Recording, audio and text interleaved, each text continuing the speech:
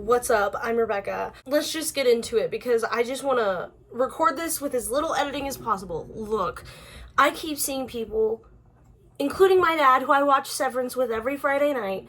I've been seeing so many people be like, why are they trusting COBEL? Why do they trust COBEL? I'm talking about Severance Season 2, Episode 9, of course. I was just watching, I think, Hex Dogma, and the whole video he's going on, and then people are agreeing in the comments about how, why are they trusting COBEL? It makes no sense. Why would they just trust her? They have a million other options. First off, what are the other options? Call the police! Call the police! The National Guard! We saw that Lumen potentially has locations across the globe, in every country, on every continent. So why are we assuming that they're not, like, in bed with the government? Like, are we really gonna pretend like we don't see how a corporation could have control of the federal government during a fascist coup starring Elon Musk and Donald Trump, two rich business people? Are you kidding me? Are we really gonna sit here and pretend like this is unrealistic types of control while we're living it? Next, I'm making some curry, bitch. Look at this. It's so good.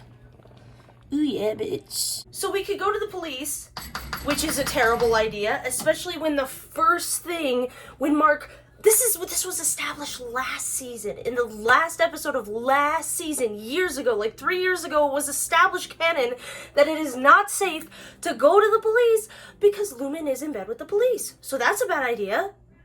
Literally, Devin knew first thing her instincts are good. I don't know why we keep pretending her instincts aren't good. Her first instinct was like, we can't trust the police. And we keep hearing about all these disappearances. Have y'all even read the Lexington letter? Have you read the Lexington letter? Have you read the UUR? I don't think so. Curry. Ooh. Curry. Next option that Hex Dogma was suggesting was going... Also, I love Hex Dogma. I know I'm like disagreeing. Great channel. Go subscribe. Next thing Hex Dogma said was, let's go to journalists. Oh, you mean like in the Lexington letters? You mean reach out to the Milchick family to report about the abuses of Lumen? Yeah, I'm sure that's gonna go great. We've literally been shown, to be fair, through some extra, external sources of lore, okay? But it's in all the YouTube videos. You don't have to read the Lexington letters. You don't have to read the UUR yourself. You can go watch YouTube videos about it, okay? We know they exist as common knowledge. We know what they say, and they show us police corruption and journalism corruption. So he's like, oh, really? We don't have any other options? What about these two terrible options? I'm like, yeah, I would also be going to COBEL before the journalists or the police. Are you kidding me? Lumen has their hand in everything. Lumen, we saw in episode 7, in the Gemma episode, like, they were there the day they met. It was a Lumen blood drive. Like, they control the entire city. And Hex Dogma, of all people, who has a theory that they're trying to make entire cities, which are severed, like, I feel like you would get that. I would feel like he would get that. But he was, like, acting baffled that they would trust COBEL. Here's the thing. I hate to be the loud, annoying, autistic feminist. I know. Oh, God, here she goes. Look, I can't help that I'm right. Here's my theory about the theories, okay? All of the good that we've seen in COBEL's character has been almost entirely overlooked, usually by men, in my experience. I'm not saying there aren't women who also don't trust COBEL, okay? But generally I see a lot of men, including my dad, including Hex Dogma, being like, why would they trust this woman? Let's see. She personally befriended, spent hours and hours, days, weeks, whatever, befriending personally Devin. They spent so much time together. Let's see. What did she do for Devin? Sure, she committed lactation fraud, but she helped Devin latch properly. She helped Devin learn how to breastfeed her baby. They laughed together and had fun together. Like, she had abundant opportunities to do something inappropriate and harmful to Mark and his family. And obviously, being like a manager of the severed floor, there was like unhealthy behavior in there and like toxic behavior in there. But like, On the outside, we only really saw her do right by Devin. Well, where's all the people acknowledging that? We got all these men over here baffled, like, why would we trust COBEL? Why would we trust COBEL? I don't know, maybe because she made sure that Devin's daughter was breastfeeding? Like, I don't know, maybe it's just because men haven't experienced it, and a lot of women haven't experienced motherhood. Being able to breastfeed your child is so incredibly huge. That's such an incredible, intimate thing to do with somebody, for them to teach you how to breastfeed, to be there seeing you breastfeed as a brand new mom, and giving you and your child that gift, teaching you how to bond, teaching them how to feed from your breast. That's priceless. And it's just completely overlooked by all these fucking men not being able to fathom trusting this woman. And it's because her trustworthy traits only serve to benefit a woman on women's issues. So it's just like, oh, I don't relate to that. In one ear, out the other. In my eyes, out my ass. That is huge. That is a huge, intimate gift to give somebody. Editing Becca, jumping in real quick to say, COBEL could not be trustworthy. I think what I didn't quite clarify while recording was, I think this is like a is it Helly or is it Helena kind of situation, where the fan base was divided, and it makes sense that some people leaned one way and some people leaned the other way. I think this is a similar situation where it makes sense that some fans would be trusting COBEL at this point, some would be trusting her less. What is frustrating to me is that I keep hearing almost exclusively from men, because some people, you don't know their gender, they just have like a username, but mostly from men, I keep hearing how it makes no sense that Devin trusts the woman who taught her to breastfeed, who she befriended over the course of weeks, who she trusted to watch her child, and despite the fact that she thought COBEL took her baby, she never did.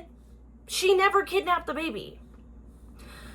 That's what's frustrating to me, because it's so obvious as a woman and a mother that I don't even have to think about why Devin would trust COBEL, but because people think so little and empathize so little with women's issues, it's like this huge, massive, priceless thing that COBEL does for Devin just gets lost and like forgotten as like some random meaningless plot point.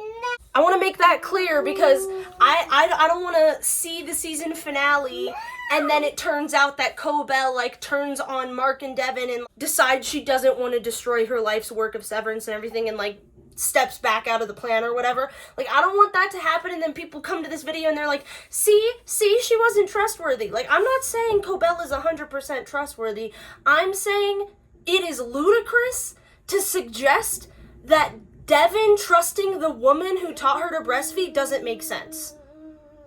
If you genuinely think that doesn't make sense, you have no empathy for mothers who breastfeed or who try to. That's all I'm saying, broski. Also, and this is what's so insane to me, people were so annoyed at the pacing of the COBEL episode 8, and like, yeah, it wasn't my favorite episode either. Still enjoyed it. I wish they had done some things differently with the pacing. That's not what this is about, though. Point is, they were so salty about it being a COBEL episode. Again, it's like, I'm not even gonna pay attention. We just spent 37 minutes on episode 8 following COBEL as her allegiance completely and obviously changes. That's the whole plot of the episode. She goes home, sees how Lumen has destroyed her hometown and everyone's become ether addicts. She grieves how Lumen killed her mom by making them work in an ether factory. We see the child labor and that she was huffing drugs at age 8 while doing child labor for Lumen. We see her come out as the creator of Severance, of the Severance chip. Like, also, we saw her early in the season. It blew my mind that this was confusing to people. She's when she was talking to, Helena in the parking lot, and Helena's like, oh, well, come talk to the board yourself. And she almost goes with her, but then she sees the driver, what we know about Bert now, but even so, without that, I was like, oh, she thinks this big man is going to kidnap her or kill her. Obviously, because as a woman approaching a car and there's a big menacing man staring at you like he wants to murder you, yeah, he might murder you. Is it really that mysterious what her thinking was? Like, we've seen her distrust them. We've seen her go back and see how they destroyed her family and her hometown. We've seen that they stole her work and never gave her credit. And now we've seen her agree to help Devin and Mark. Also, the other thing, and this isn't even a feminism thing, just, well, I guess in a way it is. I think it goes to show how people don't take female characters that they don't like seriously, and they just, like, dissociate when she's on screen. She hugged Mark when he said he was gonna quit, and she was like, get away from them, Mark. Heartfelt. Get away from them, Mark. Does that sound like someone who's blindly obedient to Lumen? Do any of these things sound like someone who's in allegiance with Lumen anymore? And it's like, well, they don't know that. Well, they don't know that. Here's the failure of the writers. And love the writers, love Severance, but I will criticize this. They didn't show us the conversation that COBEL had with Mark. And, like, sure, I get that maybe they didn't think it was important, maybe it would be redundant, maybe they thought it'd be more mysterious if we just cut to later and we see them meet and speak in the woods. It was not a good choice, I think, because I think we all would have liked to hear a bit more of that conversation.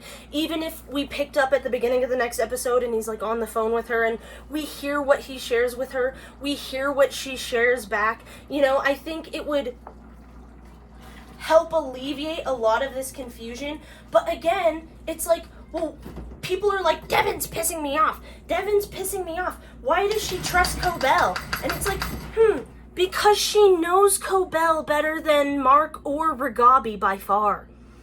Because they were personal friends to the point where she invited her to, like, a very, like, exclusive, private, like, family friend party. Because Devin actually knows COBEL? Like, what? This is so insane to me. If anything, Mark's continual resistance was a little annoying to me. But of course, as soon as Devin was like, we gotta do this for Gemma, he was back on board. Love that, respect that, love that for Mark. So to summarize, I get if you don't personally trust COBEL. If you, with all things considered, would still feel mixed about it, I totally get that.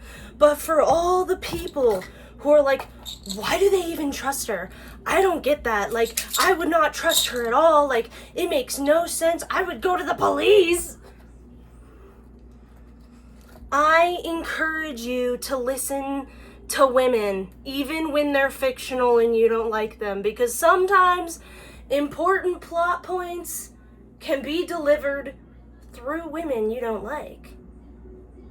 Crazy. I know. I say this with no hate or disrespect to anybody. I don't think this is some sort of conscious, intentional, malicious dismissal of women. I think we as women can also be vulnerable to this type of thinking that's kind of misogynistic. I definitely experienced a little bit of that when watching Breaking Bad, and, you know, a lot of people hated the wife and everything. I just encourage you to think of women's perspectives, because it honestly makes perfect logical and emotional sense that Devin would trust COBEL enough to do this. I mean, we already trusted Ragabi enough to almost kill Mark, to do brain surgery in his basement. You're on board for Ragabi, who we don't even know. We don't even know who she's connected to. We don't even know who she's loyal to. We don't even know what her intentions are. She seemed a lot more interested in the dark hallway and the exports hallway than she did Mark surviving. So I don't see anything wrong with trying something else.